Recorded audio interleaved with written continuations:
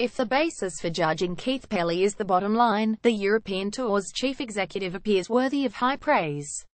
A year ago, Graham Storm retained his tour card when 111th in the rankings with seasonal earnings of €247,000. Marcel Sim has survived into 2018 while lying 101st in the order of merit. His 2017 winnings are €388,000. Tom Lewis, who finished 135th, headed to qualifying school with the hardly insignificant fallback of €227,000. Boosted by the introduction of Rolex Series events, with prize pots a minimum of $7 million, there is a legitimate argument that Europe's leading players, and even those in the second tier, have never had it so good. Access to the Rolex Series is available to a broad spectrum of players.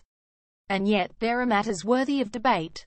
Money available through Rolex Series events, there are 8 on the European Tour's schedule, renders them highly significant in European Ryder Cup qualifying context. So, too, does the rule that says no qualification points are available from tournaments played elsewhere in the same week as a Rolex Series competition. This affected Graham McDowell, for example, as he shared 10th at the PGA Tour event on the same weekend as the Turkish Airlines Open. In Turkey, the sponsors continued with a theme of handing appearance fees to select players, with Justin Rose, Henrik Stenson and Matt Kuchar understood to be among them, in a specific nod to those who won medals at the 2016 Olympics. Rose fully justified such faith by winning the tournament, and the trio formed an integral part of publicity in the lead-up to the event. Kuchar did not travel to Turkey, though, after problems with the country's relationship with the United States meant he could not obtain a visa. The offering of appearance fees is not new in Turkey. Tiger Woods has benefited while Rory McIlroy would have done a year ago but for a late decision not to play in the tournament. It also happens elsewhere, at the HSBC Championship in Abu Dhabi, for example, where a relatively small prize pot is offset by 7-figure appearance sums handed to players such as Dustin Johnson and Ricky Fowler.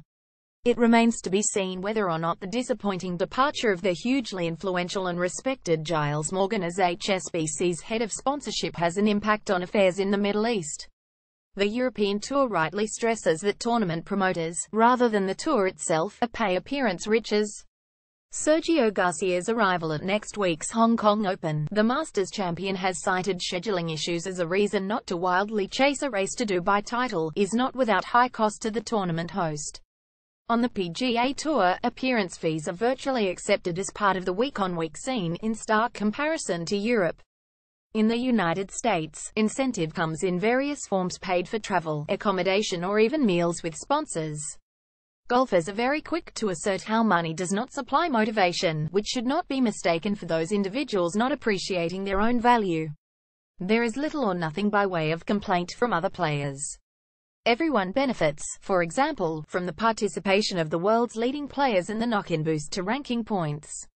Woods, albeit a different commercial animal to all others, collected appearance fees all over the world for years, with a tournament's appeal enhanced by his presence or even just his picture on billboards.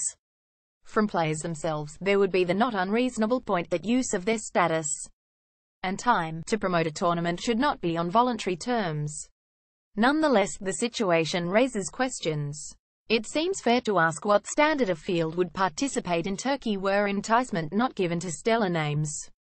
If the answer is that the competition would become the domain of only lower-grade golfers, does that not undermine its Rolex status? There is also an ethical argument regarding why golfers, or any sportspeople of a certain financial level, should be paid simply to appear. In many ways, this surely contradicts the ethos of sport, albeit that such a point could be applied to money's tight grasp of football, tennis and so many other enterprises. This week in Dubai, Pelley and the European Tour will look to emphasize all that is good about what has long been regarded as the PGA Tour's poor relation. They are perfectly correct to do that, even if some means by which Europe boosts its status raise questions.